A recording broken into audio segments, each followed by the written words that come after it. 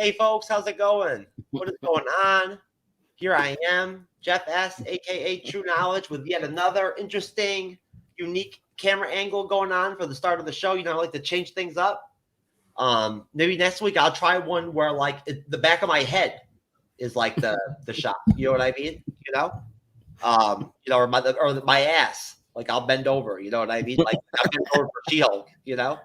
But anyways, folks. Now that I'm starting to get past the trauma that was She-Hulk, the She-Hulk Disney Plus series. We're just joking, She-Hulk. We love you. I luckily Cyberneticshark, my co-host / psychotherapist, has been helping me get through the deep PTSD and trauma I suffered by when I saw the 47-year-old virgin living in the basement with his parents' version of Scar there in the finale. Man, it was rough. It fucked me up. So it took me a minute, but like many of you folks out there know, you know what I mean. Believe me, you experienced the same thing, I'm sure, on some level. But thank God we do have shit like the Rings of Power here to do episode 7 to review and whatnot and everything, and take us back to the real world instead of like the multiverse of madness type shit, the shithouse type crap. So either way, welcome to the MCU'S Bleeding Edge YouTube channel and podcast. Welcome to all the platforms that we're on right now live. I'm sorry to all of you on Facebook that sadly potentially won't end up watching us unless you catch us like on video or whatever. We're only on one. We're on the Minds Creativity Network Facebook page. That's it on Facebook. For some reason, StreamYard cannot figure out how to get us back on Facebook. So we're working on it. We're fighting diligently with our legal team, with StreamYard, to work this shit out. I swear, we're very passionate about this stuff. Shark, my brother, are you ready to rock and roll and review the second to last episode of The Rings of Power? Oh, yes, sir. We are here. Going to be talking about the episode called The Eye. Yeah, episode 7 of the Lord of the Rings, The Rings of Power. Good title. It is a good title. I feel it is a loosely kind of, I think, a reference to a great character that we're very well aware of that was in the original films. That is the big baddie. I believe the Eye is referring to him, Sauron, I believe, and that's what I kind of get out of this episode too. Is I feel that there's a little bit. It's kind of a prelude to the great Sauron. So it's like an encroachment. It's like an encroachment. They're kind of like in one way they're reeling from the volcano explosion and whatnot, and we see right from the jump how devastating that ended up being, right? Mm-hmm. At that point, I mean, there's like Sauron's not even there physically yet, right? And just the fact that they got their asses kicked so bad, then you throw in the fact that fucking Sauron is out there too coming at some point. Like they're like, fuck, like this is rough. Like we're not in a good spot here. Most definitely. Yeah, no, but you know what? That's very interesting, Cyber, that you mentioned that with the Eye, that connection, because until I started to flush it out in my head and then you connected it, I didn't think about the fact that in the Lord of the Rings, the Eye of Sauron was so poignant, right? I mean, because that was that was the only manifestation we got of him, right? Yep. Throughout the movies, really. Mm-hmm. He had no physical form. Yep. Right. So, I mean, just imagine him with physical form like we're going to get in the freaking series, man. Very true. Very true. Yeah, that's going to be interesting. I believe, if I'm correct, I've heard people say that we do get to see him in the final episode of this series. Gives us kind of like a look at him as a human, as his original form before he becomes all powerful. And, kind of like what we should expect to see of him in the next season. But yeah, this episode was quite interesting. I thought there was a lot of lows and, a lot of highs in this episode. I thought there was definitely a lot of information they packed all into one episode. So, I mean, there's a lot to talk about in this episode that I think honestly, I think this was probably one of the most packed episodes. They really wanted to pack it in right at the end so that, we go in, when we get to the finale, we're going to be jonesing for the second season. Well, So no, go ahead. To say that. No, the second thing I wrote down as I was taking my notes for my outline, the second thing I mentioned after I described that initial scene was that we get basically the whole array of elements of the series put back into play, almost like, within the first third of the episode, right? We get all of it basically, all of the dynamics are there, like, brought to the to the forefront again, with the exception of essentially they don't really delve into any of the the Arendir Bronwyn dynamic. You know what I mean? Like, but that's fine though. I mean, they gave them a whole episode, right? In episode 6, essentially, so I mean, what's fair is fair. Right? There's only so much screen time, there's only so much you could, to work with in terms of how much you can flush out with these characters. But yeah, you're right. I think that they structured things to where they saw this as a bridge episode, right? Where they could then, after they kind of did some isolating in the last couple episodes and focus on some specific dynamics, now they're broadening things back up, right, to the whole spectrum, right, of the different like things that they've thrown at us in the beginning of the series in a way. So it's interesting. It is. Very much so. Very much so.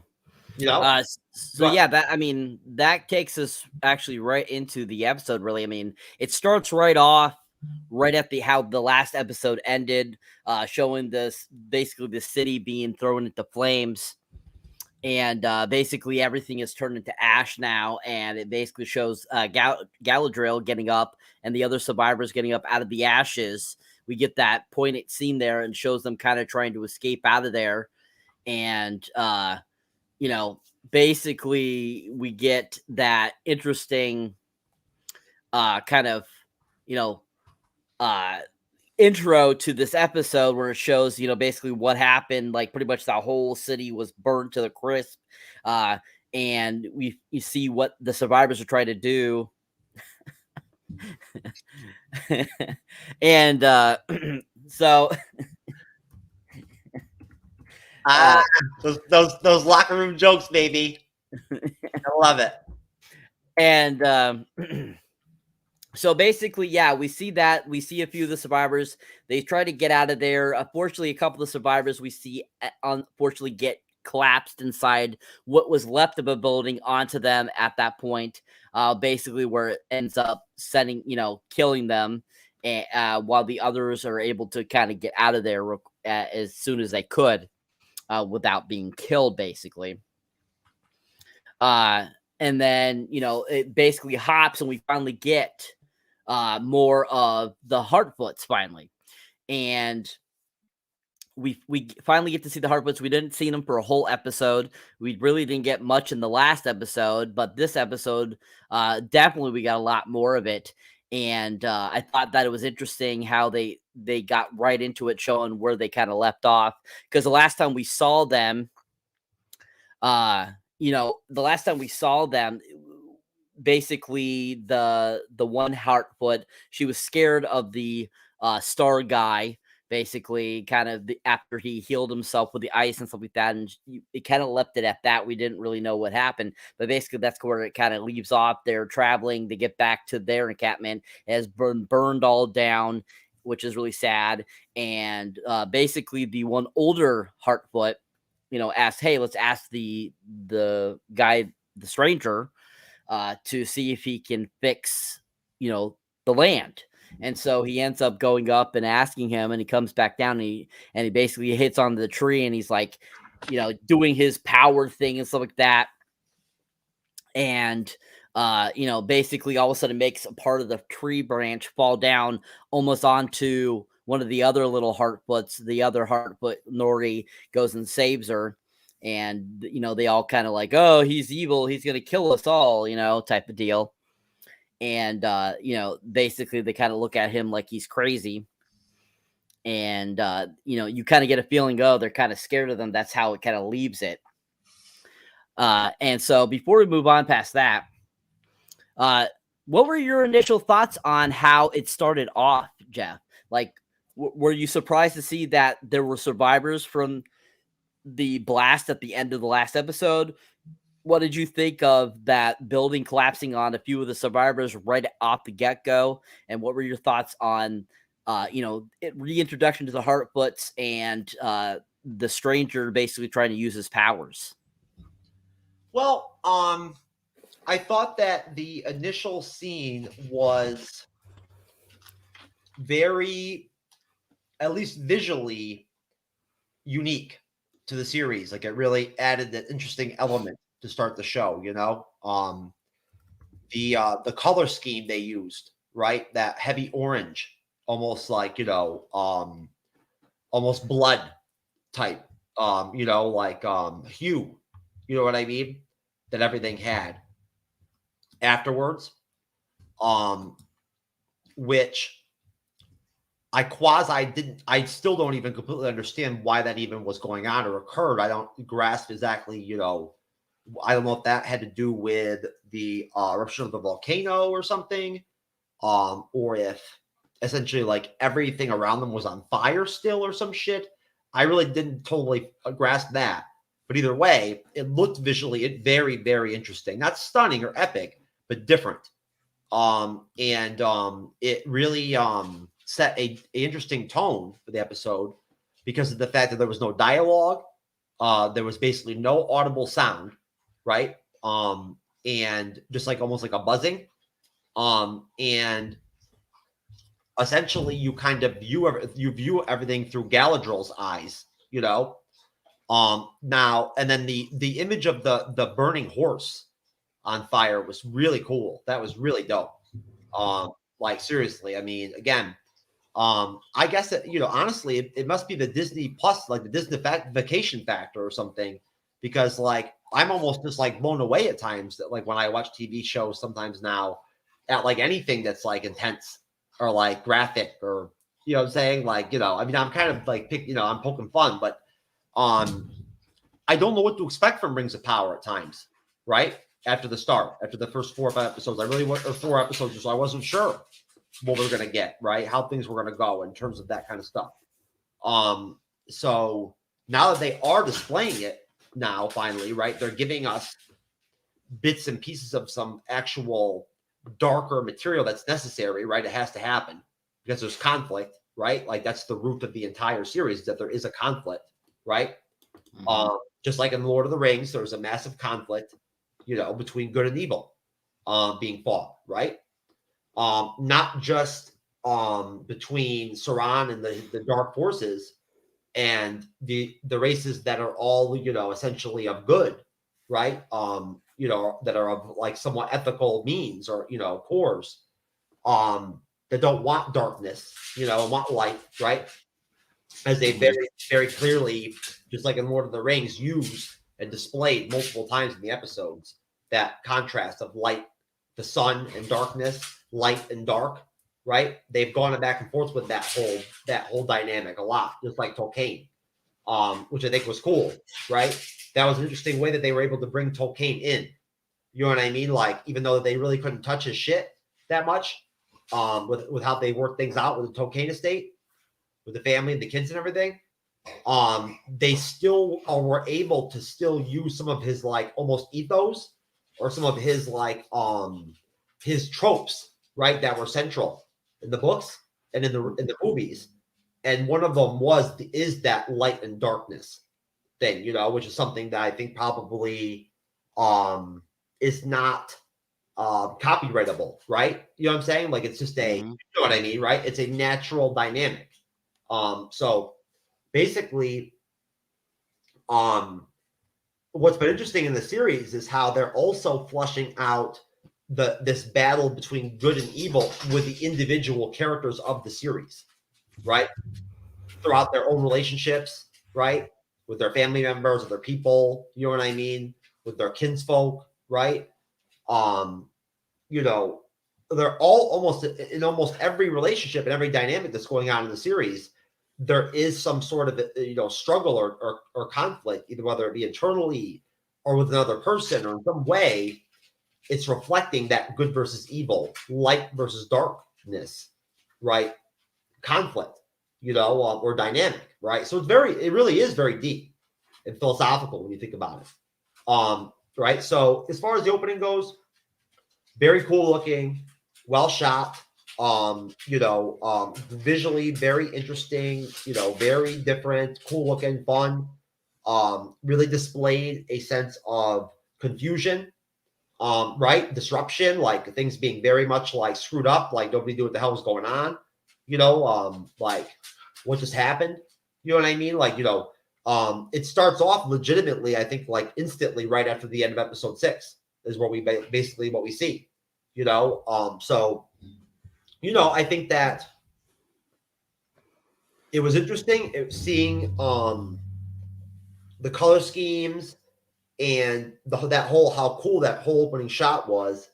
And I felt like the Harfoots, again, they bring a lightness to the series. They do. I do honestly love Nori and Poppy. I do. I think it was Poppy that sang the song back in episode 5, or was that Nori? I don't remember. Either way, it was great. The song was good. I liked it. I dug the song with the map and everything and whatnot as they were traveling. That was cool. I like that. That whoever that kid or whatever teenager or young adult or whatever has a really good voice. But the Harfoot deal doesn't really get me all that psyched up. I mean, it's it's very slow going their sort of deal. But again, it's cool, and the whole as far as the stranger goes,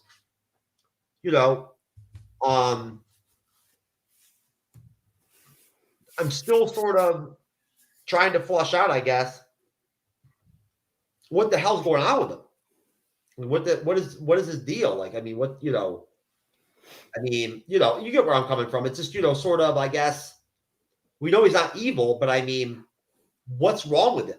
Like, what happened to him or whatever and whatnot, and why can't he, like, bring his memory back at all? Or why does he not know who he is and all that and whatnot? I would have thought by now he would have at least, like, regained himself in some way, right?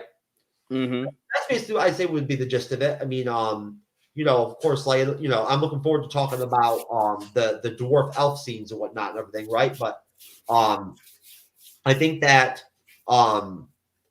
the Harfoot stuff is pretty lighthearted, but the family itself, the Brandyfoots or whatever, are like very, very cool and like very cute. Nice, thank you. Excellent. So, yeah, I mean, I get what you're saying with the stranger. I get it. And, like, that's what I keep thinking to myself, that this is supposed to be Gandalf. And as they're saying, he is supposed to be, because he says a certain word that Gandalf only says. Yep. Why is he not know who he is? Why is he like this? Why would you like, and why is he, he's supposedly supposed to be like 2,000 or 3,000 years old. That's what, if you look it up, you can see how old he is. He's supposedly around 2,000 to 3,000 years old. So, I mean, if he's already been around for 1,000 years, because that's what he was, the one Hartfoot guy was saying to him before he gave him the map. This is, about a constellation that's like 1,000 years old. So it's like, why would Gandalf not know who he is and all this stuff? So yeah, I get where you're coming from there, because I that just confused me, why I keep thinking he's not Gandalf. And I just think it just doesn't make sense to me, unless somewhere in the other writings that Tolkien did, he explains all this crap, but I don't recall hearing about that ever. No, not only that, Cyber, but if he's been around that long, besides the fact that he's only been with the Harfoots, how have no other characters come across him and been like, oh shit, Gandalf, what are you doing here? You know what I mean? Like, hey, what's going on, right? You would think that like some of the other essential characters would know Gandalf. Yeah, exactly. Most definitely. 100%. But hey, you know what though? I didn't think about this, but what if this is actually what actually started his love for hobbits? Possibly. Could be. Most definitely. I agree. That could be. That's interesting, isn't it? I never thought about that until now. I mean, maybe this is what inspired him.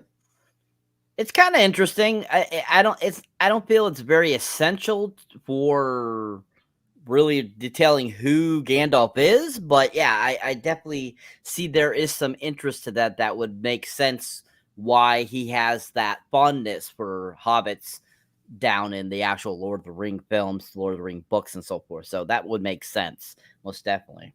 And it's deep too, because you got to think about it. In Lord of the Rings, when they have the council, with Elrond, right? None of the other fucking people even know what these hobbits are, or like what they're even about, or whatever and whatnot. They think they're like a joke, like children, right? Only Gandalf recognizes the strength and the courage, you know what I'm saying, and the capability of the hobbits, what they can do, right? Like, what they do have working for them, right? And in a way, right, like he sort of really puts all his faith in the hobbits. He does. He puts all of his faith legitimately, like everything, right, on the shoulders of Frodo and Sam. And I mean, at that point, to have that type of like trust and confidence like that, to where you're willing to give your life, it would make sense in a way, I guess. If like this, whatever process he's going through right now with the Harfoots, possibly is how he built and started having that understanding and belief system towards like the hobbits. Very true. Very true. Totally could be. Totally could. All right. So moving on from the scene where basically the main Harfoot there, the older Harfoot, takes the, gives the stranger the map and lets him go off because they're afraid of him because of what happened with the tree. That's when it goes back to Galadriel and Browin's son. What's his name? Do you remember his name? Theo. Yeah, thank you. Theo. Theo and Galadriel, they are still walking through the forest after getting away from the the explosion. And basically he starts like saying, oh, they're like kind of hiding out and they're saying, I'm going to go kill him. And she kind of like stops him and is like, hey, no, you don't want to do that. Like holding him kind of down, that it's not going to help. We're outmatched and all this kind of good stuff. We don't have any backup or anything like that. Let's, just stay here hidden and watch what's going on, because they see the orcs and stuff like that and over on the other side of the thing there. And so she's like, there's a darkness that'll approach you there, so you got to be careful. And so then after they have that little conversation, that's when it bounces again. And that's when we see Elrond for the first time again in a while. Elrond is speaking with Durin's father, the king, about getting, the supposed this rock that they have unearthed to help out with the elves over in their land, to basically keep them from perishing. And they basically have a discussion saying, you don't have to trust me, as an elf, but I do say that there is a good reason why I'm asking for your help and all this kind of stuff with this, and that you need to, it'd be great if you will, because my, other elves are on the line here. Their lives are, basically will perish and not exist anymore without the help. And, basically, the king listens and then he says, let me talk to my son. And after the others leave, Elrond and the other dwarves that were there leave, Durin and his father have kind of a conversation, and basically leads to the father saying no. And it's, because of tradition and all this kind of stuff. And Durin's kind of like, well, father, but this and that, a little bit. And the father, basically says about tradition more, a little bit like that. And so Durin kind of just leaves it at that, goes back to his wife. They have a little bit of a conversation. She calls the king, I forget what she calls it, but it was pretty funny, like a fool and stuff like that. And, basically they're saying like, what could I do? And then he's like, what Doran's kind of like, oh, what example would I be for my kids if I didn't, follow this tradition and all this kind of stuff. And they kind of come to like an agreement a little bit there. And then as they're standing there, that's when Elrond comes back in. And, he looks up and Duran kind of gives a look and, Elrond gets it. And, he's like, oh, can I get you to stay for dinner? He's like, no, I got to tell the king about the outcome. And, he's like, is this goodbye? It's like, it's never a goodbye. It's farewell, and he leaves and goes out the door. Elrond does. And before he leaves, he gave back the piece of ore. And after that, Duran kind of goes over and sits down a little bit for a second, kind of starts to cry, throws the piece of ore down by the leaf, and then all of a sudden the leaf right by the ore all of a sudden comes back to life. And they're like, and he's like, Elrond, and then it goes back to Galadriel and Theo once again, kind of going through the woods, and they're basically, she's kind of explaining things and how, you can't let that evil take over you. She explains more about that, kind of like how, when you kill so many orcs and this and that, and, I knew orcs before they existed and all this kind of stuff. And they kind of have that little conversation, kind of enlightening Theo on things and how to be better than she is. And eventually she gives her sword to him at that crossroad there. So before we go any further there, so there was a lot of cool stuff in that. What was your thoughts on that conversation between the king and Elrond? What were you thinking of that whole situation? Do you think that the king was going to say yes? Do you think that the king was wrong? Do you think you understood and he was correct? What did you think about kind of that first scene we saw with Theo and Galadriel kind of talking while they're hiding from the orcs, and kind of, that whole conversation with Elrond and Duran? What were your thoughts on all that little section there?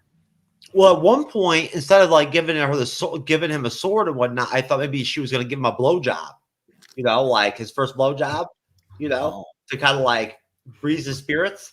You know what I mean? Because he was so sad and whatnot and everything. Like, I thought maybe that Galadriel would just kick him, a quick, quick head job, real quick, but, I guess she wasn't feeling it at that time and whatnot, but either way, no, I thought that, I thought it was an interesting decision to all of a sudden throw Theo and her together for some kind of poignant conversation, for one thing. You know what I mean? Like, I mean, how the fuck did she even know what his name was? You know what I'm saying? Like, seriously, that's what I was thinking to myself. I was like, how does she even know his name is Theo? Like, she never even met him until now. Like, you know what I'm saying? I mean, what the fuck is she like? Is she Miss Cleo's cousin? Like, you know what I'm saying? What happened? You know what I mean? Like, no, I'm joking, but I don't know why they're trying to inject Theo into like all this serious shit. I don't really get it, to be completely honest with you. But it's okay. I'm just saying, like, I mean, it's just, to me, like, kind of forced, right? You know what I mean? Like, making him this pivotal, well, not pivotal character, but having him have this intense strife and struggle he's having, right? With the dark and the light and everything and all that. I would have rather seen that played out with maybe a different character or something, right? Somebody more mature, older, maybe, or something, right? I don't know. But I mean, the Galadriel scene with Theo and everything and whatnot, the orcs looking for them and whatnot and everything, was just kind of like a part of the structure of the episode. I felt like it didn't really draw much attention from me or do much for me. The dynamic, the first of all, I do find King Duran solid as a character. I do, and I think the actor does a good job with him. I do. He's balanced. He's not just an asshole, right? Like, he actually does occasionally say things that are logical, right, and like make sense. You know what I mean? And he portrays at times also that he does have emotions. He's not a complete dick, right? Like, he actually does care about other people and whatnot and everything. He doesn't just think of himself. He's not selfish, right? Like, that's not his deal. He's not like he's not like some of the dwarves have getting sometimes, like in the Hobbit films, where they get that like that crazy sickness or like craziness where they get over gold and like treasures and shit and whatnot. They get obsessed and they get all nuts and all that. He's not like that. If anything, I think he's just like a traditionalist. Like he's very much like a big believer in history and his forefathers, and amongst the dwarves and whatnot, right? He cares about his people, and at the same time, he also is a racist, right? Like he doesn't like elves, flat out. He does not like them, for whatever reason, whether it just be familial passing down of it or whatever type stuff. I don't know, probably. Maybe that's all it is, but he has that dwarven, sort of like racism towards elves, which we saw in Lord of the Rings. It's a part of the universe. The dwarves and the elves are not exactly best buddies out of the different races, right? Like they have the most disdain for each other out of all of them. Like they, if anything, in Lord of the Rings, by then, like things are bitter between them,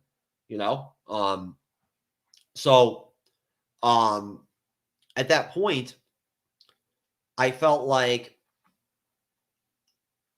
Elrond and the actor that played Elrond was amazing when he parlayed and tried to, talk and negotiate with King Durin and whatnot. He sounded very elegant and human and selfless, right? And and ethical, and like respectful. You know what I mean? Like he's as a character, he at times is almost like awesome, right? Like some of the things he says, and the way he carries himself, right? And the way that he sort of off the cuff like navigates conversations and whatnot, right? In like a strategic way that's not like unethical or trying to play games. It's positive, right? Like it's well intentioned, you know what I mean? Like it just also like suits his interests too, you know what I mean? So but no, I felt like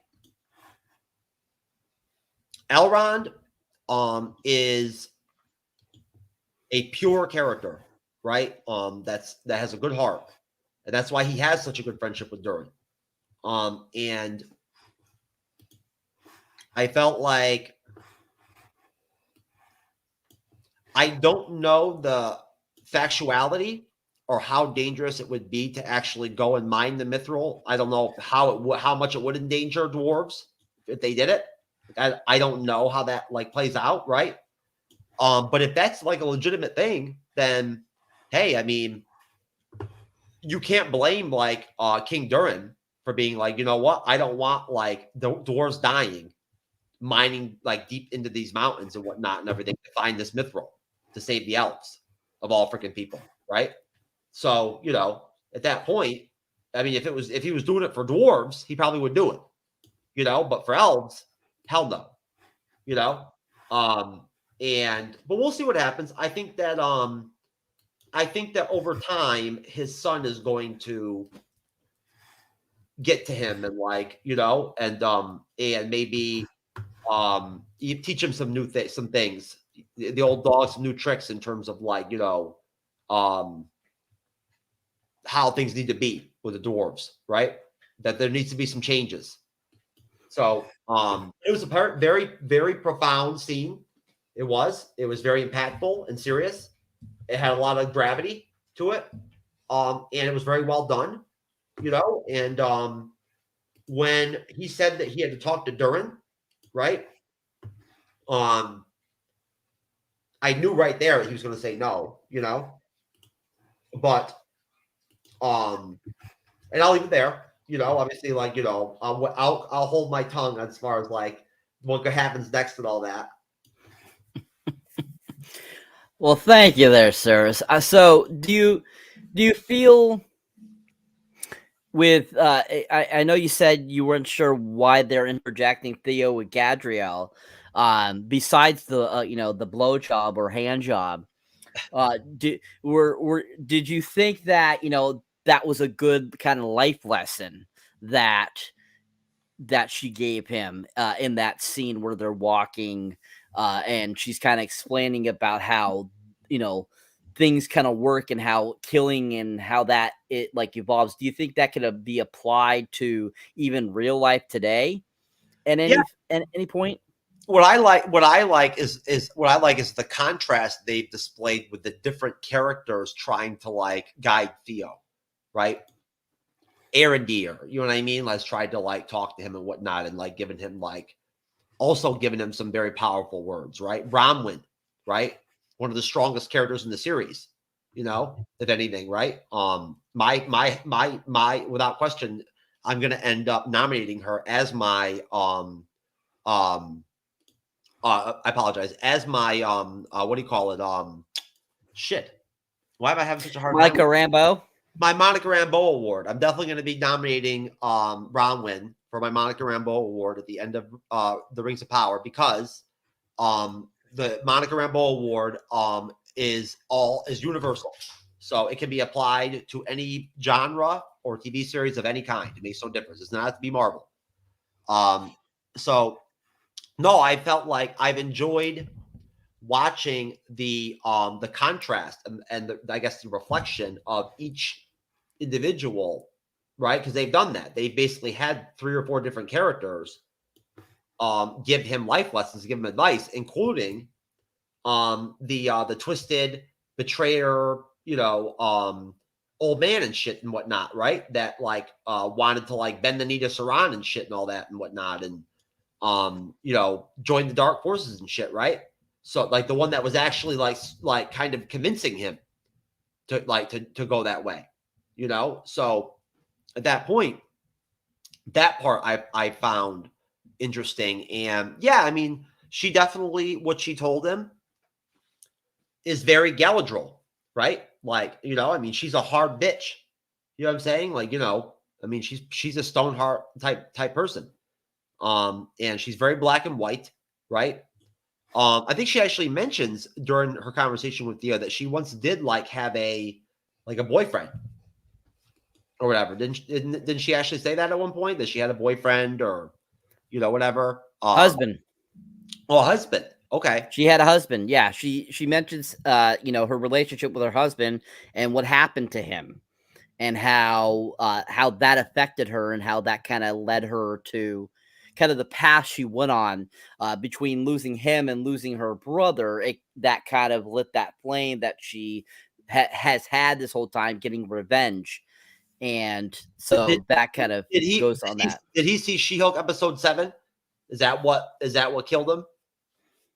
Maybe. I don't know. It could have been the twerking with, with Megan Thee Stallion too. I don't know. I would love to see Galadriel twerk with Megan Thee Stallion. There you go. That'd be dope. That would be dope. That would be dope. It would be dope, definitely. I would like to see Galadriel twerk on her own, to be honest with you. I don't even need Megan Thee Stallion. You know what I'm saying? Yeah.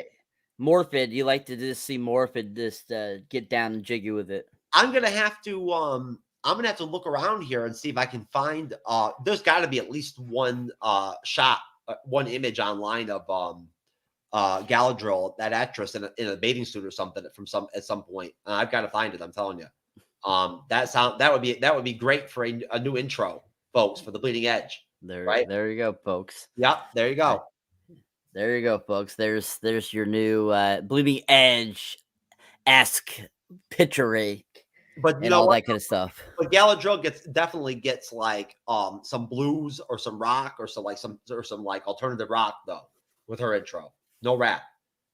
Galadriel's not a rap kind of chick. So but no, on a serious note, I think that yes, although she is sort of dark and like sort of rough, and can be a little harsh and whatnot, which of course I have no problem with, but and all that. But I think that overall, she's been alive for so long. She's so experienced, right? Like she's been a warrior for a long time. She's been out there like fighting evil, like living it, getting tested, right?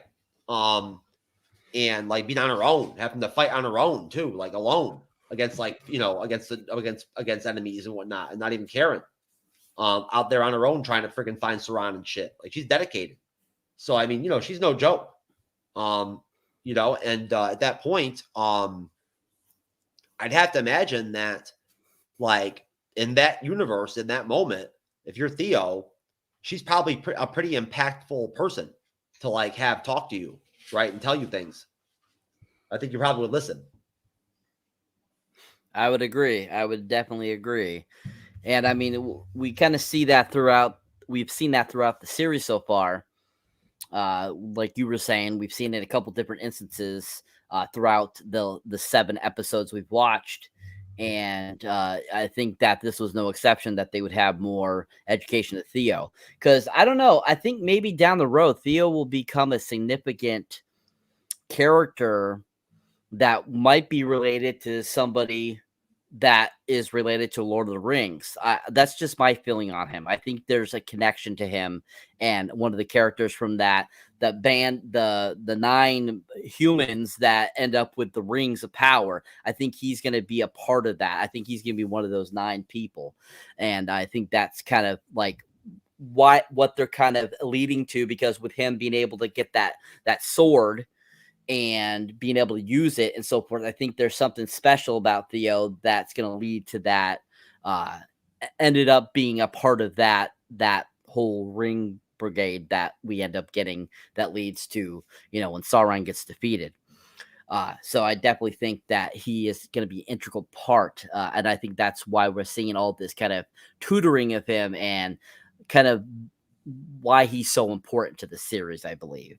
Oh yeah, there's got to be a reason. There's clearly the design there, and I think that we have to remember too. This version of Galadriel does not have that elegance and that ethereal ability and quality and whatnot that she asserts, right, and like gives off and whatnot, right, in the Lord of the Rings. She's not there yet. She's not that Galadriel at this point, right, where she becomes regal. You know what I mean? Like, and like really powerful. Like right now, she's almost like young Galadriel, right? So it's that, which is another interesting dynamic, right? Because I mean, honestly, the Galadriel that we work with in Lord of the Rings is at a whole different fucking level to this Galadriel. You know what I mean? Like the one in Lord of the Rings is all intellectual, all about strategy and like, and thinking things through. You know what I mean, and whatnot, right? She's not worried about. Her first instinct is not to smash shit. True. Very true. 100%. So, before we move on with the episode, how about going over the trailer, sir? Watching that, kind of getting our uppity going, for our, getting that, hoorah going for us on there, watching those videos and then kind of discussing them a little bit. Most definitely. Trailers, I can do.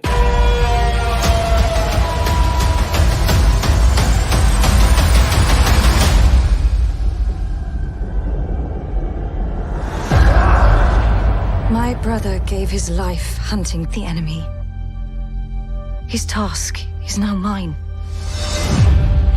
Speak your truth. You already know. Stand with me. Ours was no chance meeting. Not fate. Nor destiny. Ours was the work of something greater.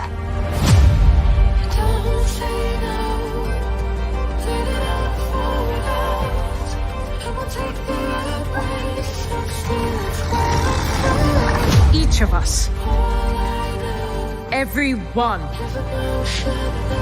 must decide who we shall be. I am not the hero you seek. Whatever it was you did, be free of it. One day this will be your kingdom. Raise your sail and then let go. Choose not the path of fear, but that of faith. One thing we can do, better than any creature in all Middle-earth, we stay true to each other with our hearts even bigger than our feet.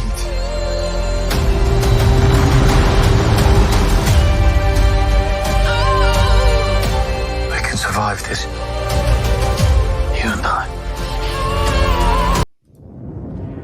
We thought the war, at last, was ended. Today, our days of peace begin. We thought our joys would be unending. We thought our light would never dim. The skies are strange.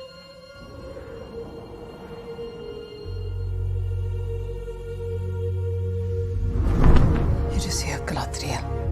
The moment we feared.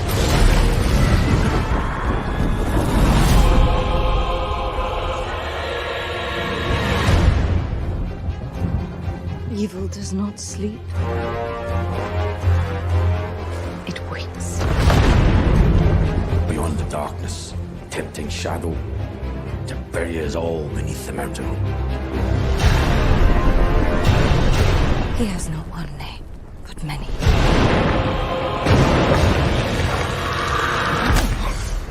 Have you heard of him, lad? Have you heard of Sauron?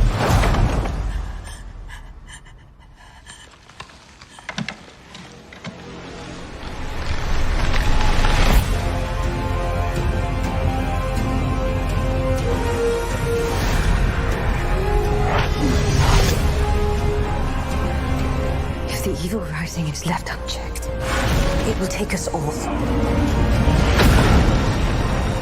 Find the light, and the shadow will not find you. Together we can survive this! Fight with me.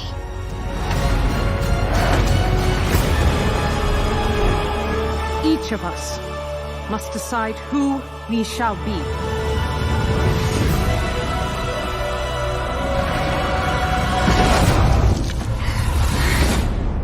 There can be no trust between hammer and rock. Eventually, one or the other must surely break.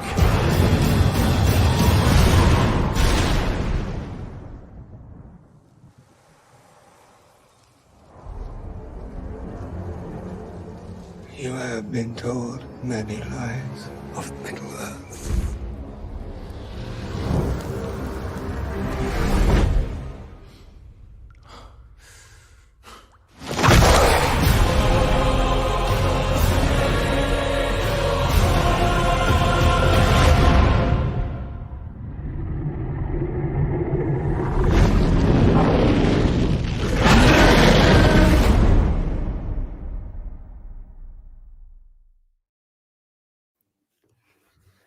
I mean, honestly, if what's his name there at the very end of that last trailer pops up in the season finale, I'm gonna be psyched as shit because I love that character. I wish we had gotten more of him in the actual Lord of the Rings movie. The Balrog?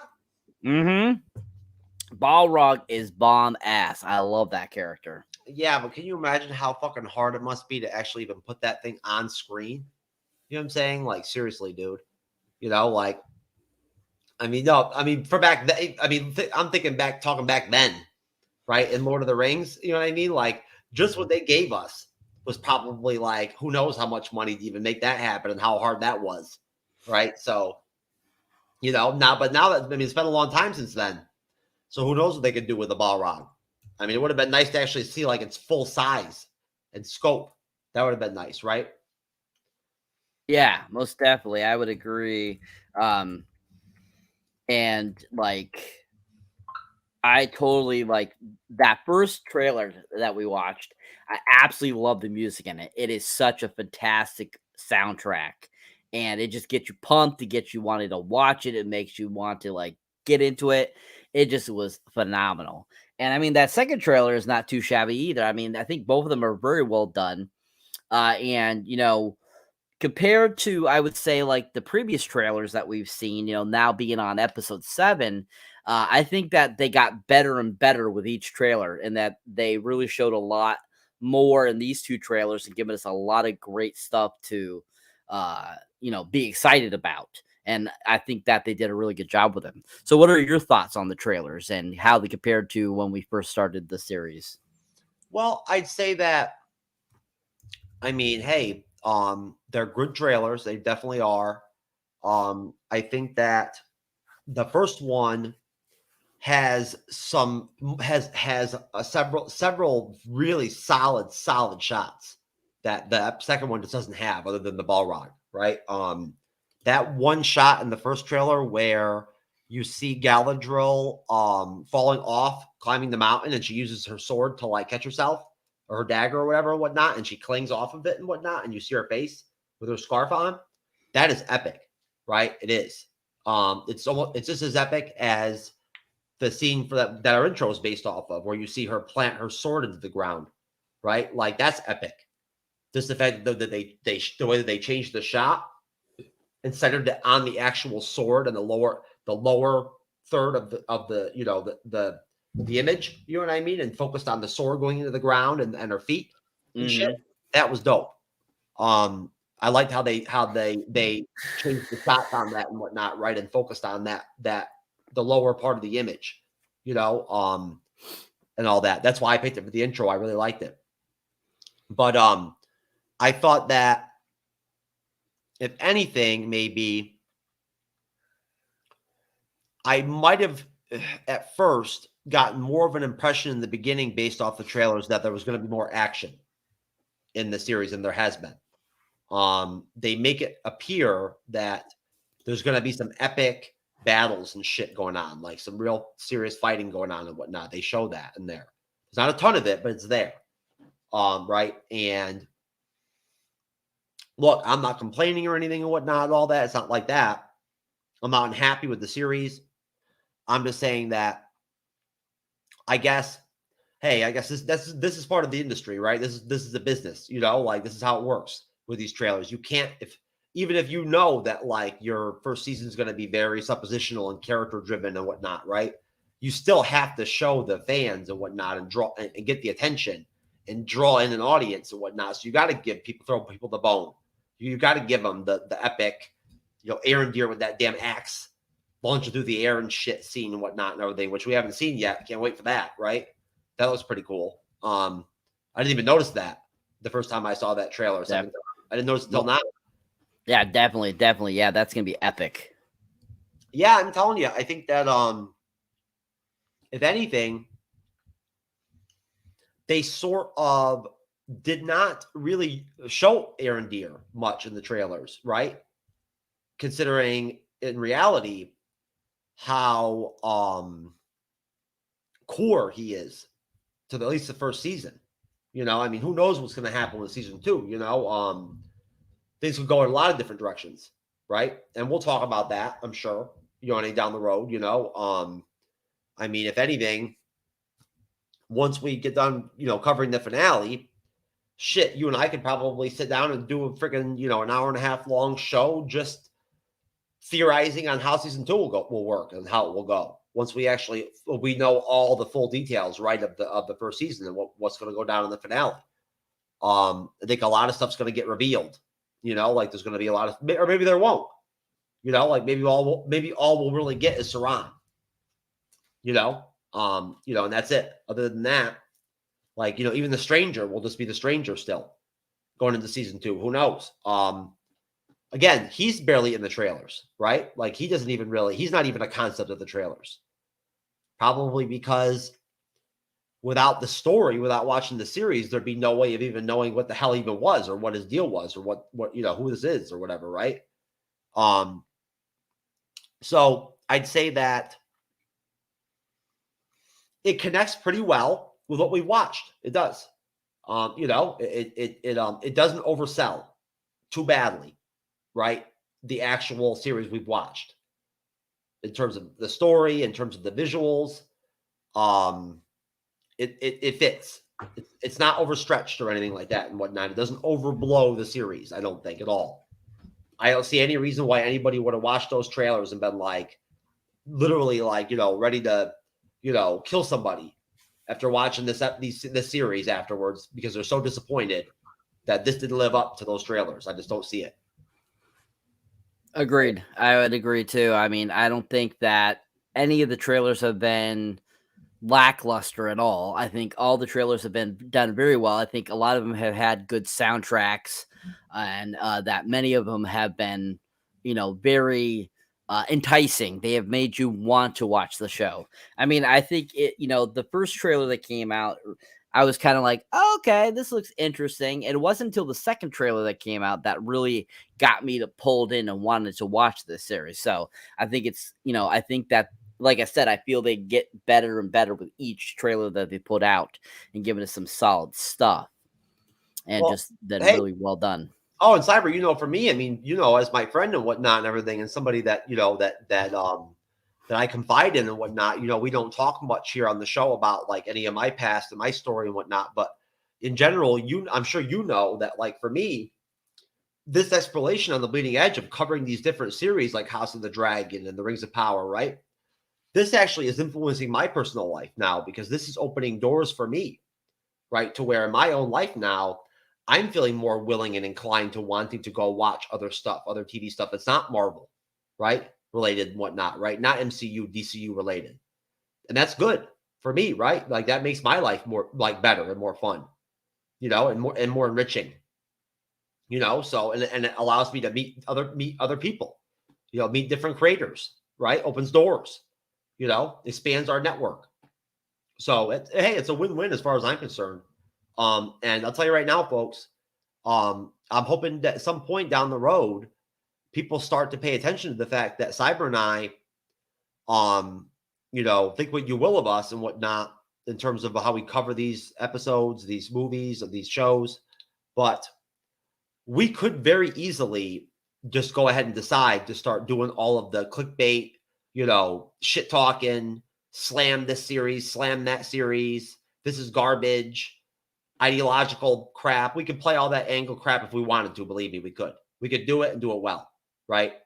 And we would probably be a lot bigger, have more stats, right? We would. We could do it. Cyber could do it. I could do it. We're capable of it. Believe me. We're not. We know how to play that shit. We do. I've done it before. I have. And I'm not doing it again, right? It's that simple. We don't have any desire to be a part of any of that. And it's not that we're any better than anybody out there, creator-wise, right? It's just that we don't want to be that we don't want to be that kind of channel. We don't want to be that kind of podcast. We're positive people, right? We care about other people, and at that point, I know you agree with me, Cyber. I don't want to get big off of fucking slamming shit left and right just for shits and giggles, for views. No, you want to be an original. You want to be different. You want to go above the class and be recognized for something that's different, right? Not just because it's clickbait. Yeah, most definitely. That's right.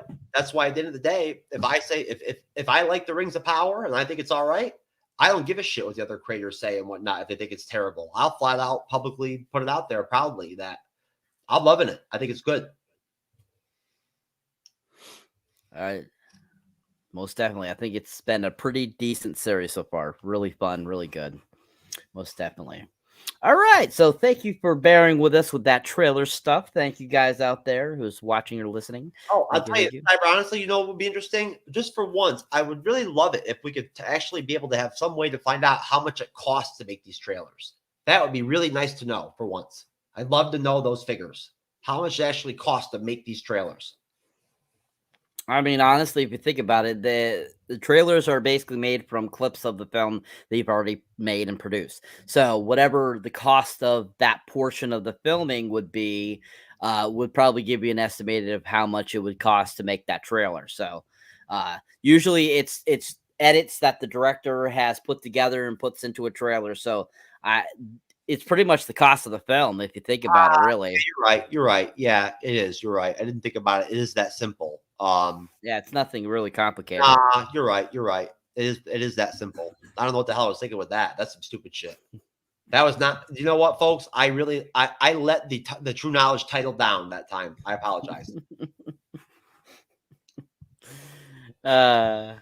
The true knowledge is in the house, people, on Yep. the MCU's bleeding edge. I failed my true knowledge name and true knowledge ancestors and whatnot there for a minute. Unfortunately. He did not, people. Don't listen to what he's saying. He's fine. He's fine. All right. So going on with the episode, let's see, where did we leave off? We were talking about Durin and Elrond leaving, him calling him after he sees what the power of the ore is. So then after that, it goes back to Theo and Galadriel when they have arrived at the encampment. And before that, we get a brief. We see the queen and the other guards she's with, and they approach the general guy. And she gets up on the horse, and she's riding along on the horse. They inform him that unfortunately his son has died. And you can see it in him that he was, heartbroken about it. But as they're going back, it shows them, and she's on the horse, and they're walking alongside her. She goes, "How long until we're out of the mist?" And they kind of look at each other and look up at her, and the general guy kind of walks in like, "We've been out of it for about a mile, ma'am." And she's like, "Ugh," and he's like, "You're seeing? What are you seeing?" And she's like, "Only gray," and basically determining that she is, from whatever happened at the accident there, she's blind. And this is, kind of devastating, but she's like, still move on, just pretend that I'm fine, just keep going, let's get to the camp.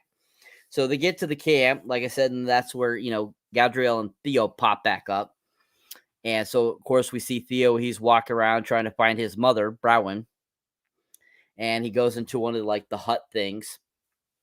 And we see like all types of people on different like beds and stuff like that. And there's a gal kind of crouching down, facing the other way, and he kind of looks over, and she turns her head, and he realizes it's not his mother. And then he sees another person and another like bed thing with the sheet over or blanket over the person, same kind of like looking hair and stuff like that. And he kind of starts to lean down to go, and then all of a sudden you hear a little noise behind him, and he turns around, and there's Browin, and she's fine, and she hugs him. And she has survived as well. So that was good to see that she is alive. And then basically after she, she's there, she hugs him and stuff like that. Then we see that, what's his name? The other elf character, which his name is escaping me at this moment. What's the other guy's name? Arondir. Sorry, folks out there. Arondir. We see that he's okay too. He hugs Theo as well. And they kind of like all get their hugs and stuff like that out and stuff like that, and kind of reminisce a little bit. And then after that, that's when it pans back again to Durin and Elrond in the cave, and they're basically working in the cave and looking for the ore. And they're doing that. They're doing the thing, and they stop for a second to let the dust and stuff settle so that it gets to them being able to see. And they start to have like a little bit of a conversation. And stuff like that as they're sitting there, and basically the comments of the the whole plot of the little conversation there, is kind of Durin kind of asked Elrond, "Did you lie about this?" And Elrond's like, "Well, duh." And he's like, he's kind of like, "Oh, but he's like, but it was a white lie, basic type of deal. And, that it's for a purpose and stuff like that. And, I still, am strong and faithful to you and stuff like that." And as the dust finally settles, they kind of get up and look inside, and Elrond's looking in and goes, "Durin, look." And then as they're looking for a second, all of a sudden out of nowhere from behind them comes Durin's father, King Durin III, and basically, says arrest Elrond and escort him out, basically. And him and his father have a conversation, and of course the dad's talking about tradition and traditions like that, and basically the other Durin's like, you can't progress or move on if we just do this. It's not like they're just gonna be sitting there somewhere. They're gonna be extinct. They're and this stuff. We need to progress, father, and all this kind of stuff. And they have that kind of heated argument, stuff like that. and basically it leads to during the fourth having his kingship removed for him, or any of his royal duties. And basically the father throws down his whatever the the gold thing was that represents his royalty, and says you leave it there, and then it exit. So before we move on past that, what were your thoughts on that conversation between Durin and his father? What were your thoughts on the conversation between Elrond and him? What did you think about Theo and his reuniting with Eredir and Browen? And what was your thoughts on the finding out that the queen is now blind? I was actually I was surprised they decided to do that. I thought that was kind of interesting. I kind of knew something was amiss, how she was walking and how he was guiding her. I thought something was definitely amiss. And I definitely thought that, that the actress that plays the queen, I thought she did a really good job in making it look believable too, as well. And I think all the conversations, were really intense and interesting. And I thought they all played out really well. And I thought all the actors did a really good job. So what are your thoughts, sir? Well, let's see. The Queen Regent is Muriel, is played by Cynthia Adai Robinson. And she is the Queen Regent of Numenor, an island kingdom ruled by men descended from Elrond's half-elven brother Elros. Very interesting. Well, you know what? Yeah, I thought that was very surprising that she was blinded. I guess that it makes sense. I mean, basically, I mean, there were fireballs flying over the place and whatnot and everything. I mean, her corneas probably got burned out, by the bright light. Or the heat could have done it, but she's a strong character. She's an interesting character. I like her. I do. I do. I find her positive. I like her scenes. And she's a fighter, I mean, although they're already talking about and planning on leaving, and going back to Numenor and whatnot and everything, right? They're still fighting, to survive and push forward and keep walking and all that. Basically, did we get to the part where did we get to the part where the Harfoots sort of send the stranger off on his own? Yeah, I already talked about that. Okay. Now, just to be clear, just one reflection backwards with that. I love the scene where Poppy gave him the apple. That was really, really sweet. It really was. Now, as far as Durin and Elrond goes, as far as I'm concerned, I think that Elrond and Durin's friendship and their scenes together and whatnot is probably legitimately the most authentic aspect or dynamic or relationship in the series, probably. Legitimately. Also the most well done and actually very well done and always positive to see, right? It's inspiring, there's nothing negative about it. There's no way to want to see them and their friendship and whatnot and not in some way connect on a level of the admiration that they have each other as friends, right? I think that it's really, really cool to see any series out there, any TV show, any movie focusing on a friendship. I don't care what the dynamics of it is, a chick and a chick or whatever, a guy and a woman, a guy and a guy, a trans woman and a guy, a tree person and a woman, whatever. It makes no difference. Although why you'd want to be be friends with a tree person, I don't know. I wouldn't want to be personally. I would not, with all due respect to tree people, I would not use your pronouns and call you a tree or whatever, a tree person or whatever. I would not do it. I refuse. I will not do it. You know, there's certain things I'll do, but I'm not doing that. I am not going to fucking like live in that delusional reality that you live in, that you're a tree. Okay. You're not a tree, motherfucker. You're a human being. The day you become a tree, I will fucking, you know, I will then give you the due respect and call you a tree person, right? I respect your bark. So, you know, and roots. But either way, no, it's a genuine friendship. It's very jovial. I love their banter, the humor that comes along with it, right? And then of course, Durin's wife just kind of like vibes and connects off of it, right? And riffs off of the friendship all the time, right? And that's cool too, you know? And basically I feel like it's sad in a way because I feel like Durin is naive, right? Like, Elrond's not as naive as Durin, right?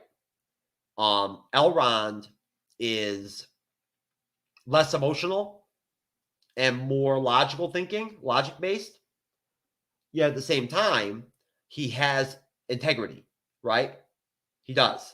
And he's a unique elf, you know? He's a unique elf that looks at the world differently and views other races differently. You know, he's the Martin Luther King of the elves, you know, essentially. Which is much better than being the Nancy Pelosi of the elves, you know, because that would be rough. I mean, Nancy Pelosi is pretty rough to begin with, but her as an elf would be really rough. You know, but you never know. Maybe that could be a second calling, like for her, like in the future. You never know. She could be an elf. Maybe she'll be in season 2, right? Well, with her ice cream, you know. But you know, either way, no. I thought that honestly, what I was thinking to myself was how funny it would be is if when they were looking for the fucking for their digging or whatever and whatnot, right? Like Durin was like, "Fuck it, I'm digging for this shit anyway or whatever." Fuck my dad. I was thinking to myself, like, how cool it would be if like I came on the show and I was like, you know what? They found crack rock. It wasn't mithril, it was crack rock up in there. You know what I'm saying? They were like, "What is this?" It was crack rock, baby. You know, straight up big ass fucking like mound of crack, baby. You know, crack rock, and you know, and then fucking Tyrone Biggins popped out too from behind a rock. You know what I mean? And he was like, "Yo, baby, what up? Let's do it. Let's do it." You know, Is this the 5 o'clock crack giveaway? Yep, drugs and alcohol have ruined my life. So, anyways, you know, I was just thinking how funny that would be if they found crack in there instead of mithril. Like, what would they do with it? You know, I mean, seriously. I mean, could you imagine an elf on crack? That would be scary, I think. That'd be interesting, man. Could you imagine Galadriel on crack? Oh my god, this Galadriel, yeah, I would be very, very, very, very, very scared. I would be very frightened. I think it'd be funny, to tell you the truth. I'm telling you, man. But I'll, you know, I just have to put it out there, folks. I wish I knew the name of the channel. There's a YouTube channel. There's a YouTuber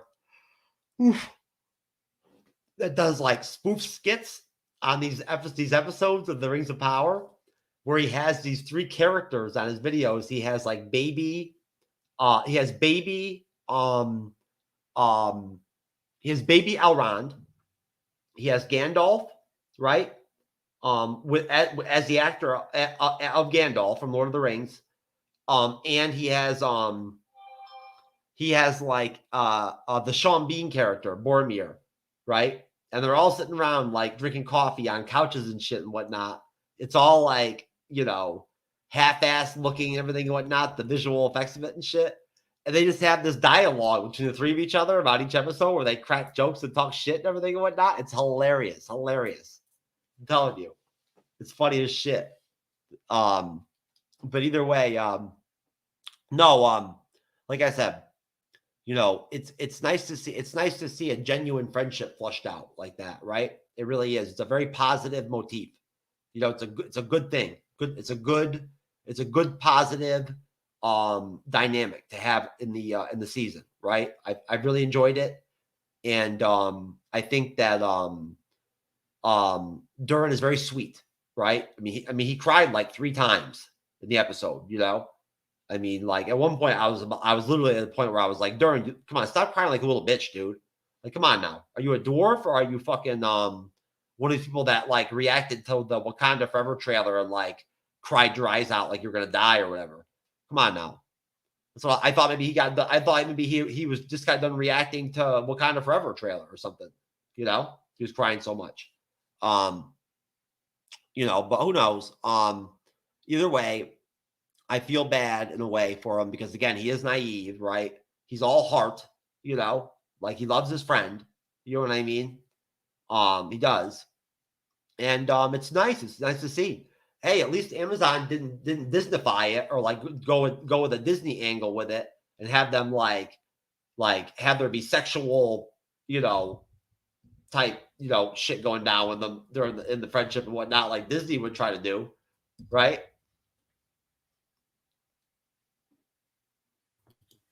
Very true. Very true. Yeah, most definitely. I mean, I think their whole relationship has been a very big key proponent in this series so far. And I was thinking the same thing while watching it going. I was like really surprised at how many times Durin cried in this episode. And I was like, Jesus, man, get it together. I mean, I get, there could be a little emotion, but, you don't want to go too far there, man. But yeah, I mean, seeing like this dwarf kind of like, be sad, it was kind of endearing too at the same time. So I thought that was well done by the actor. I thought he did a fantastic job. So yeah, toots to Durin himself that created that character. Let's see here, who he is played by Durin the Fourth. Owen Arthur is his name. He's a Welsh actor. Yeah, I think he's a fantastic actor. I think he's doing a great job as the character, most definitely. And great points there, Jeff. Really great points. Very good, sir. All right, so moving on from there. So we left off. What was I saying? What was I talking? Let's see. The Elrond being cast out. So Elrond got cast out, like I said, by Durin the Third. And like I said, Durin the Fourth got his royalty stripped from him. After he gets his royalty stripped from him, he goes back to his wife and they kind of have a brief conversation and, saying, basically the wife was like, I feel this is what I thought she was meaning by it was that, you tried and just keep trying. Your father will come around eventually and see the light, basically. And that's pretty much what I took away from the conversation with them too. Well, she went a little harder than that though. She actually went a little hard there for a minute. She was like, you know what, down the road, you're going to be the king. Yep. Right. And there's going to be some shit then. Very true. Very true. Yep. So yeah, I mean, she gave him kind of like a pep talk, but at the same time, she was being considerate, understanding, and stuff like that, which I thought was really nice, and I thought it was a really good scene. And so basically that happens. I wonder how they found a bra that big for her back in those days. Because she got some massive titties, man. Those bitches are like double K's.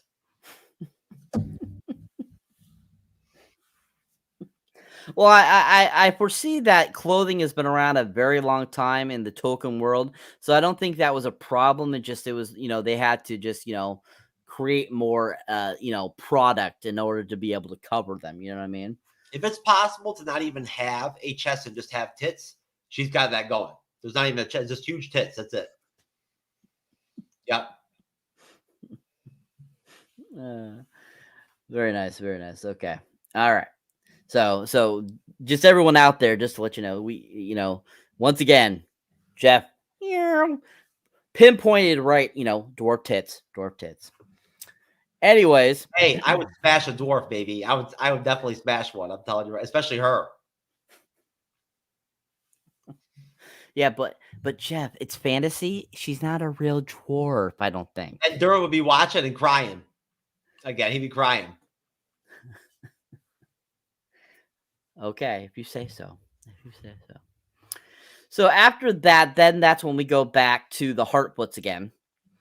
And as you mentioned earlier, Poppy gave the stranger the apple. No, that was actually Nori that gave. Oh yeah, Nori. Yep. Nori gave the apple, and they're like, we go back to the Heartfoots, and they're there in their little land, and Nori wakes up, and all of a sudden she notices people are all like gathered around the tree, and the tree is basically producing apples again.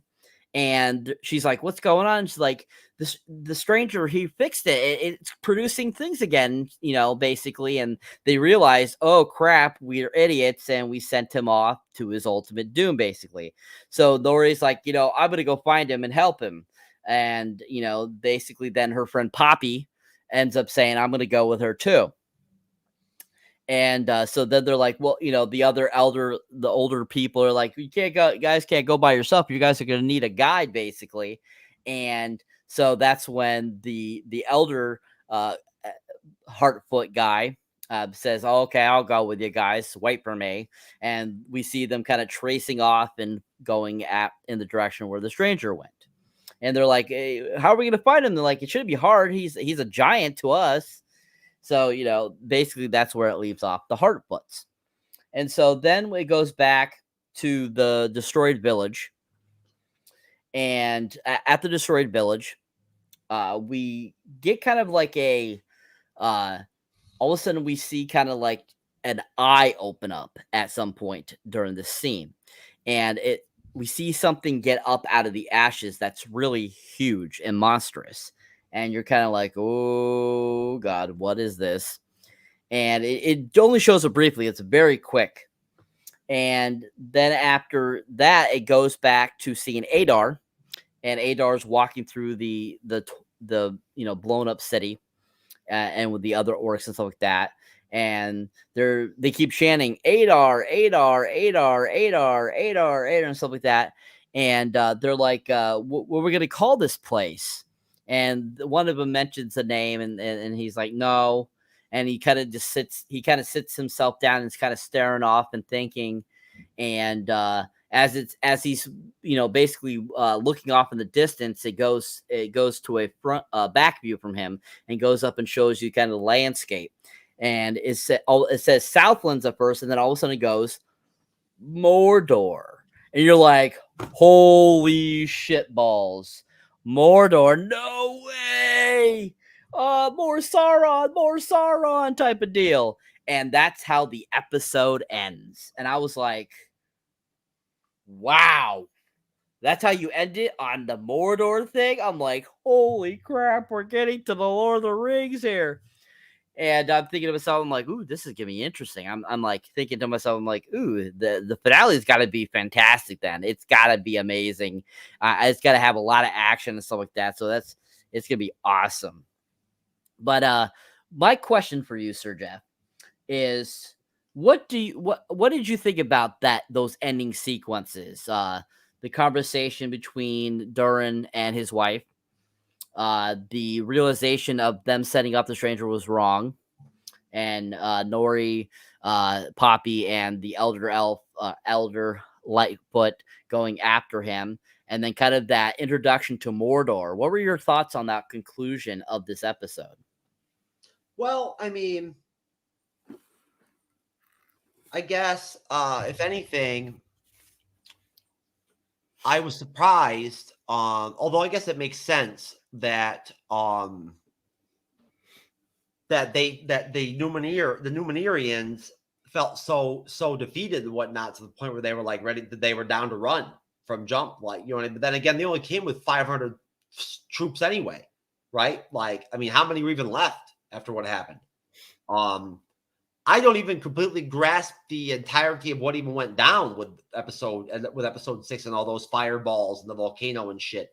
I have no concept of who survived, how many people survived through that and didn't.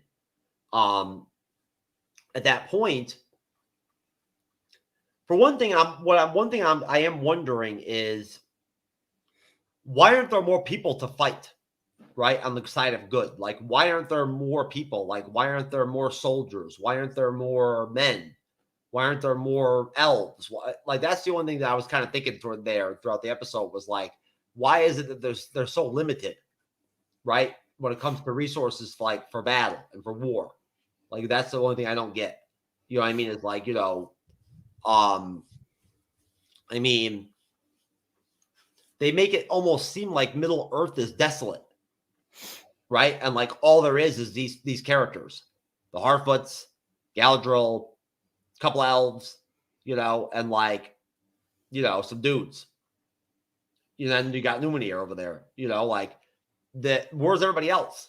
That's what I was kind of thinking to myself is like, that's it. Like, you got to give up because you lost one battle. You can't like send out emissaries or something or whatever to reach out to the other cities and shit, you know what I mean, and whatnot, and let them know what's going down. Try to like, like they did in Lord of the Rings, right? To try to gin up, some soldiers and shit, right? Form some alliances, you know what I mean? Like, put a team together, right? So they can actually fight. But I guess they'll probably explain all that and show that to us in the finale and season 2, right? Like where, I guarantee in season 2, we will see other towns and cities and like actual areas of civilization in Middle Earth. There must be other ones. I have to believe that, right? Yeah. I mean, they, at this point in history, if I understand correctly, Middle Earth has been inhabited for a very long time, right? So there has to be people. Like, there has to be civilizations and like groups of people other than just these people. So basically, I felt like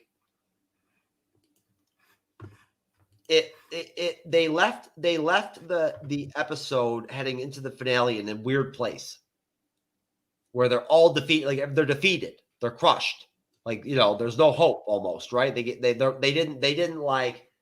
try to like end the show with like some kind of hope, right?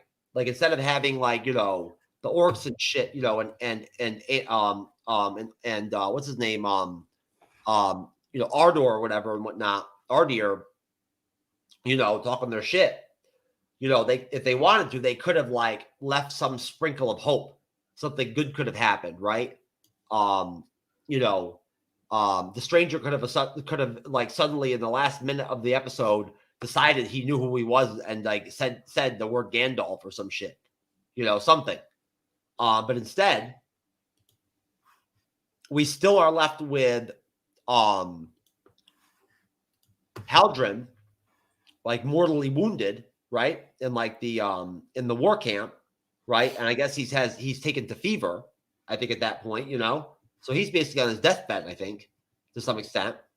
Although we already know he's Sauron anyway. So like he can't die, I don't think, anyway.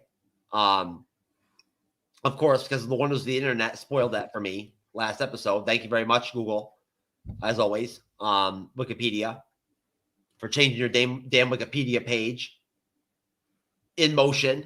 Since when do you do that, Wikipedia? Well, whatever. So I guess don't forget we're a couple weeks behind. So well, yeah, you know what? I just realized that's what Wikipedia does, isn't it? They do actually change and like alter it constantly to like make it better. That's how they work. So I can't really blame them for that, right? I get it. So I'm thinking that if anything in the finale, we're gonna see Galadriel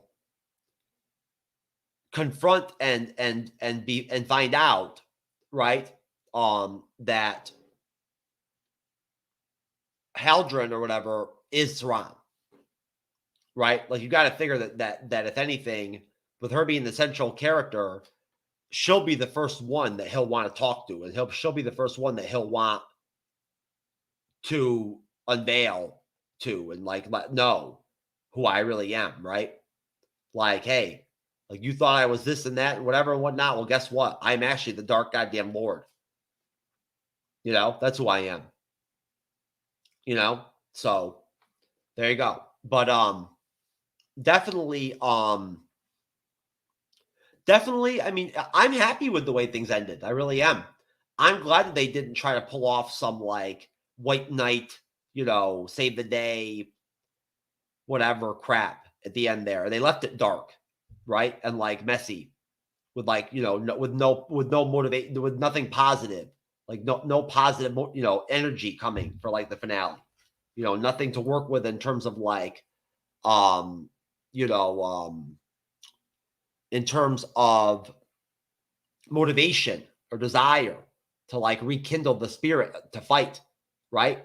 Amongst all the different like, you know, characters and whatnot, right? Something to inspire them. You know what I mean? You know, a person, a character, an issue, an event, right? A death, something. So if anything, I'm very, very much feeling very speculative and like, and wondering how this finale is going to play out based off this, like what they're going to lay out for us, you know, because it's going to be interesting. You know, it's going to be, I don't see how they can do the finale and have it be bad. I don't get it. I don't see it. I refuse to believe. I bet $100 right now. I will enjoy the finale at the end of it when I watch it. I will not be unhappy with it. I won't. I know it. Coming off episode 7, I know it. Right? You know how it is, Cyber. If episode 7 had been half-assed, then maybe I would have been concerned. But it wasn't. Yeah, most definitely. I get where you're coming from. Yeah, I think in whole so far, all 7 episodes have all had some good and some bad to it all together. And I think it's been overall a great series so far. There's definitely been moments where I got a little bored and then I was revived by action sequences or a great storytelling. And I think that so far in a whole, it's been really decent. So I foresee the finale being really good and, you know, probably leave us on a cliffhanger is usually how they usually do these, you know, series finales or season finales to get you enticed to want to come back for the next season. So, you know, if all plays out, it'd probably be the whole Sauron reveal and the Gandalf reveal and stuff like that, which will probably kind of how it goes and so forth. So it'll be interesting to see, you know, how this plays out, how good it's going to be. And I foresee it being a decent finale as well. And I would, you know, I would bet $100 that I would enjoy it too as well. I have no qualms that I wouldn't like it at all. So I'm really have high hopes for it. And I think it's going to be good anyways. There's going to be good action too. We know that because we already saw that damn scene with Elrond and that axe and shit flying through the air and whatnot. We haven't seen that yet. So we know it's coming in the finale. It's coming. Most definitely. All right. And what were your thoughts on, to wrap this episode up, what were your thoughts on Galadriel having to bring Halbrand back with her to the Alps to heal him? What were your thoughts on that? I mean, did you think there was any signs there that he possibly could be Sauron, you know, after having that, you know, unfortunately revealed to you because of Wikipedia? Screw you, Wikipedia. I think that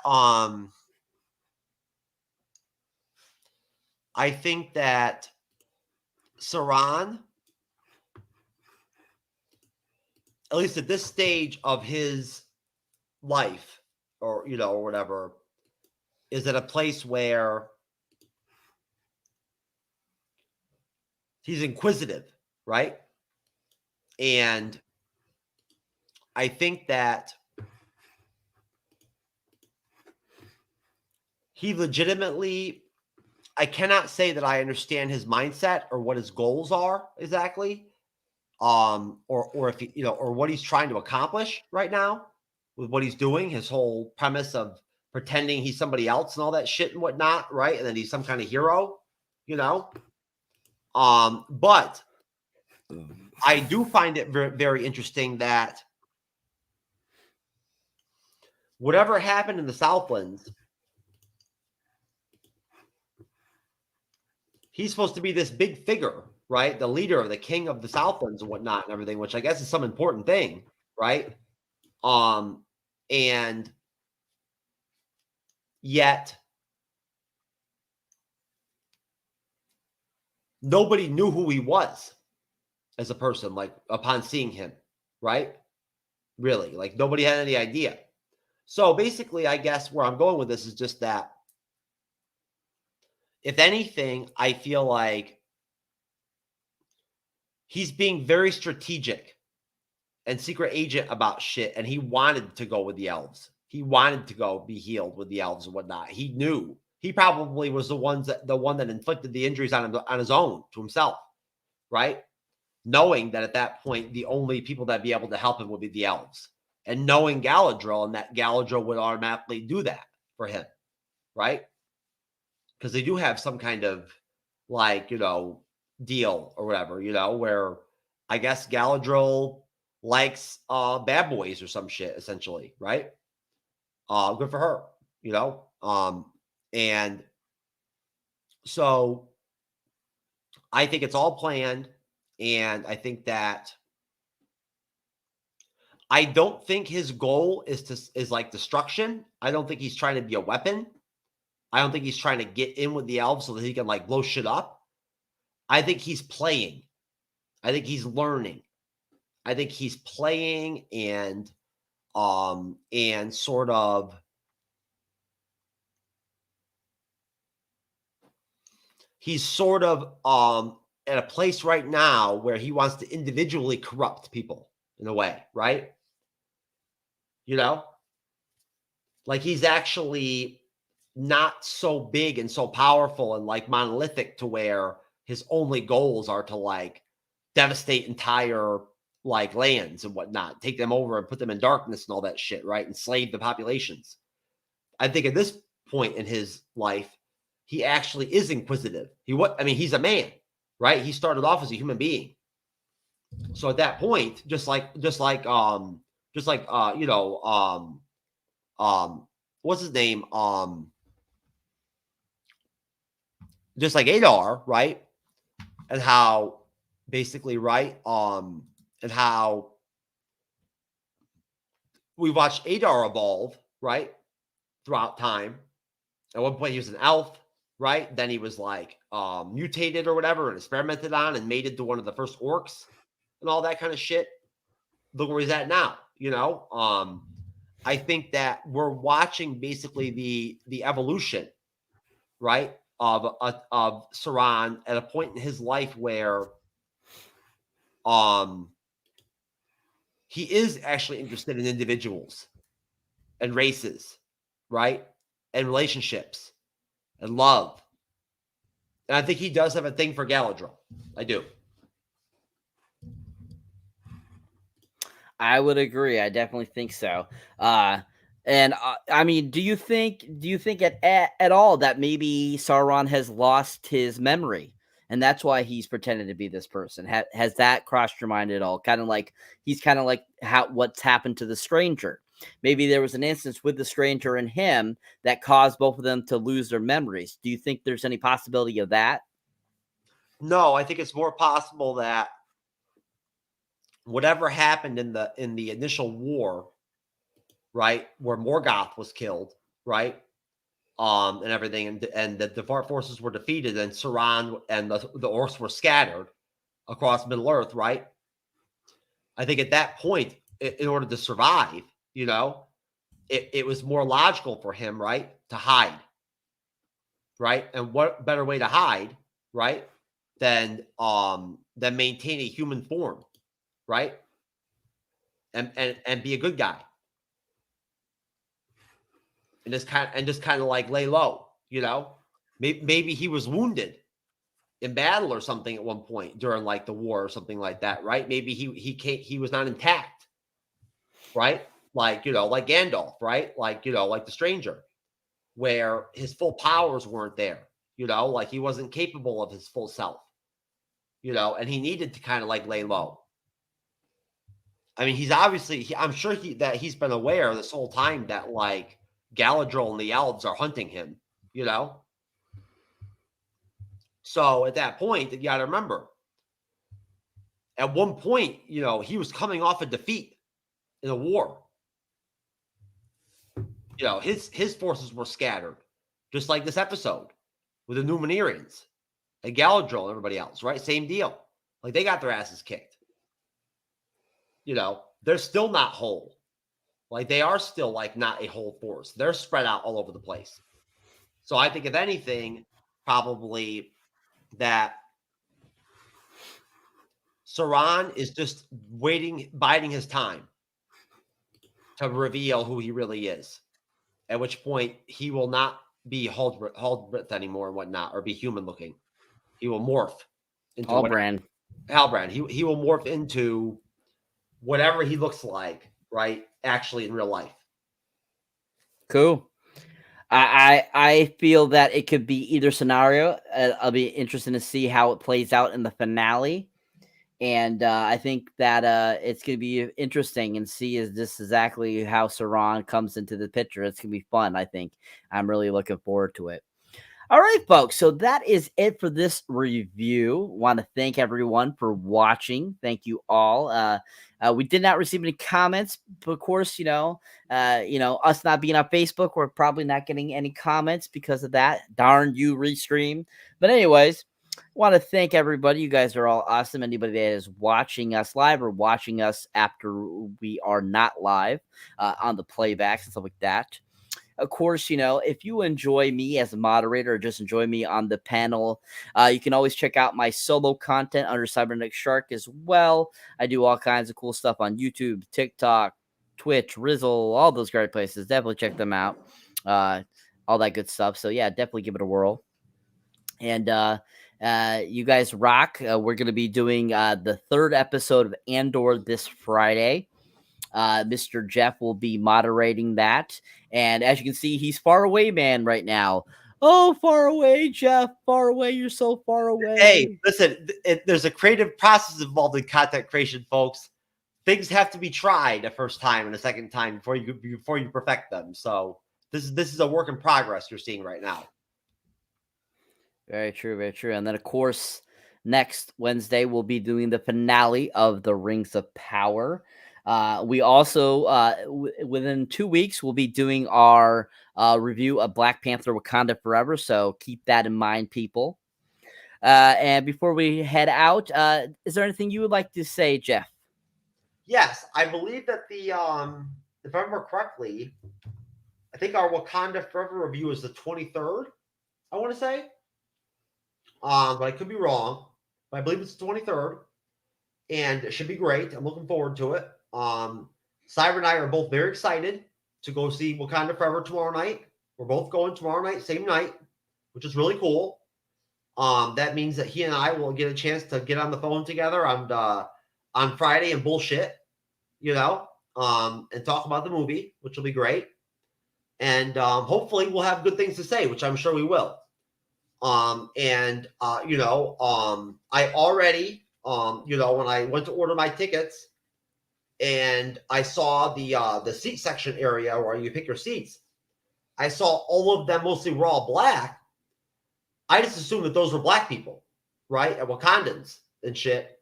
And so at that point, I called Regal and asked them if there was a White Devil section that I could get tickets for the movie, right? And I've not gotten back from them yet, because I'm a White Devil. I am. At that point, I've already gone ahead and given my tickets to black people already, gotten that out of the way.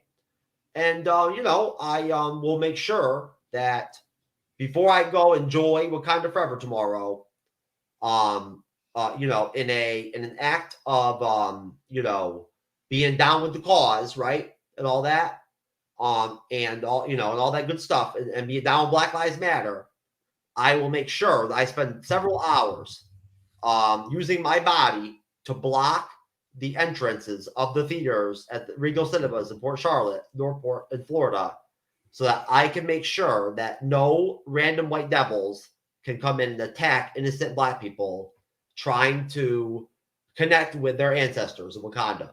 Because, Wakanda is a real thing. It is. It's actually real, apparently. So there you go. So there you go, folks. I've already, I mean, you know, I've already, I've already tried to do everything I could to be down with the cause. But I'm still going to go and enjoy the movie though, and I hope that doesn't make me a racist. I do, right? Because I love Wakanda and Black Panther. Shit, I even considered getting my first tattoo being Chadwick Boseman. What does that tell you? I mean, hey, how you can be a racist at that point? I have no idea. Unless you're just like want to bang Chadwick Boseman or whatever, and you get the tattoo just to like feel romantically, intimately close to him. I don't know. But no, Cyber. And no, folks, we really appreciate you. Thank you so much for all of the wonderful views that we get on our playbacks and whatnot on our shows. We love more comments, so that'd be nice. But I'm not gonna bitch or anything and complain. And yes, it's unfortunate, the whole Facebook situation. We do actually get a lot of traction on Facebook. So hopefully StreamYard will do us a solid here pretty soon and actually decide to like fix the issue instead of just playing games over here right now. But thank you to Cyberneticshark. You know, hey, thank you to Amazon. Great series so far. Got no complaints. You know, and finale's gonna be dope.